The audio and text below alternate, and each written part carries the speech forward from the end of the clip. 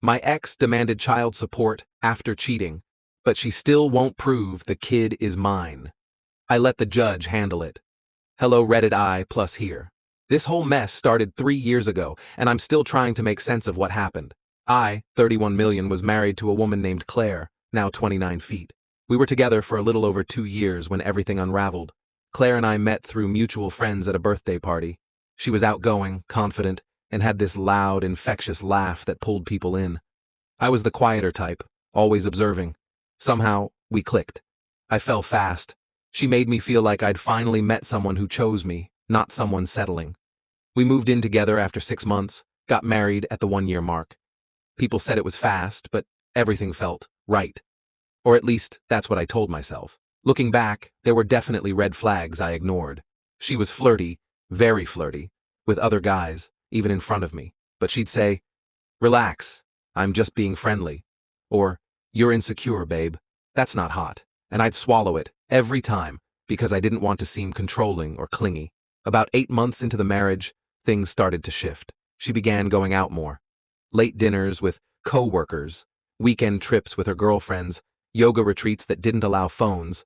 When she was home, she was cold, short-tempered, distant. I asked if something was wrong, and every time I did, I got gaslit.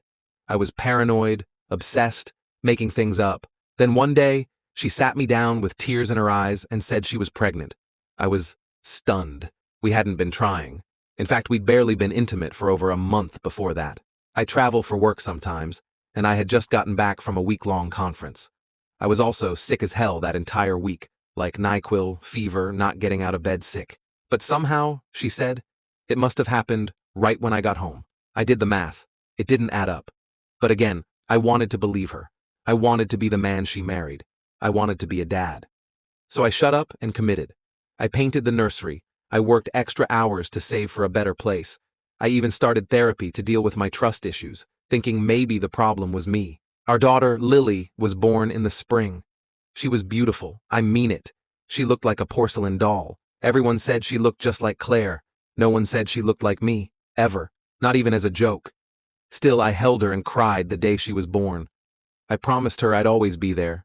I meant it. For about a year, things limped along. Claire and I barely spoke unless it was about the baby. She always had an excuse not to be intimate, not to spend time together, not to go to therapy with me. I was basically living with a roommate who resented me. And then I made the mistake of checking her phone. There was a text from a contact saved as M. The message read, "He still doesn't know. I feel bad, but I can't stop thinking about last night. It's always better with you." My hands went numb. I kept scrolling. There were dozens of messages, pictures, jokes about me, about how clueless I was. I felt like the air had been sucked out of the room. I confronted her. She screamed, denied it, said the texts were old or taken out of context. Then she smashed her phone on the floor and broke it. Full meltdown mode. Cried on the kitchen floor. Said I was emotionally abusive for going through her phone. Somehow I ended up apologizing. I stayed. I know how weak that sounds. But I stayed for Lily. Eventually Claire filed for divorce. Said I was checked out, cold, and untrusting. She wanted full custody. And she wanted child support. A lot of it. Here's where the story turns. I quietly requested a paternity test through my lawyer. I didn't want to humiliate her in court or hurt Lily if I was wrong.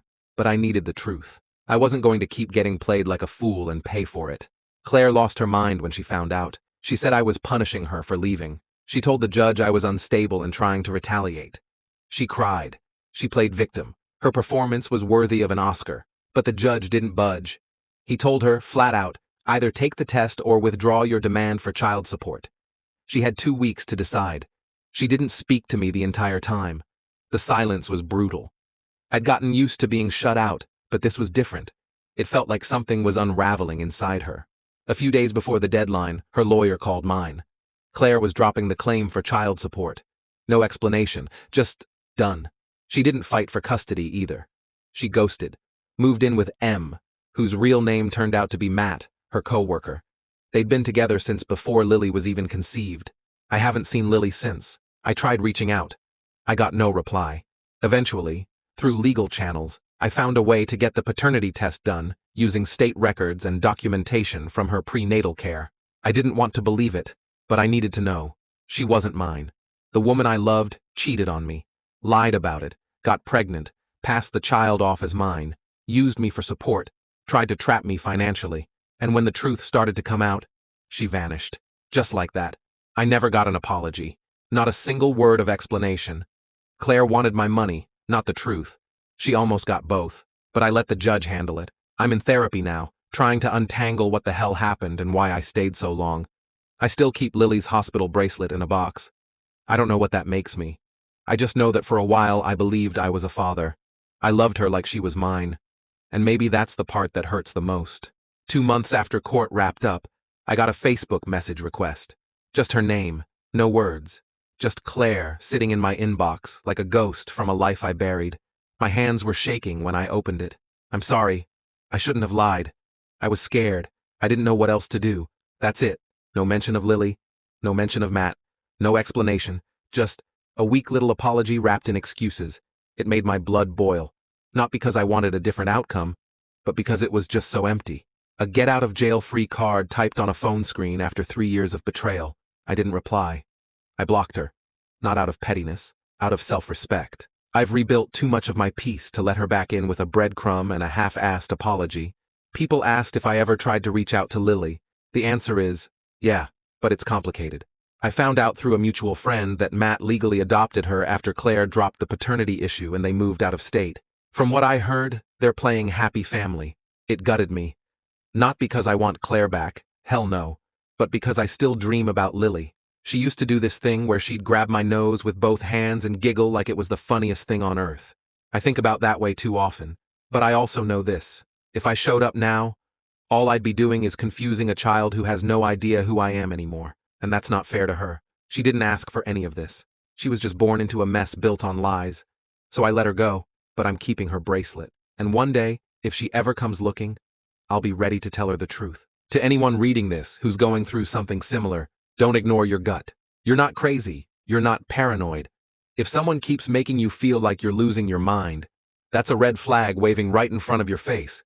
And if you're a guy raising a kid that might not be yours and your partner won't take a paternity test, take that as your answer. I wanted so badly to believe Claire wouldn't do that to me, that she wouldn't lie about something so sacred, but she did. And it almost cost me years of my life, financial freedom, and mental stability, but I made it out. Thanks for listening. Please subscribe to Reddit I+ for more interesting story.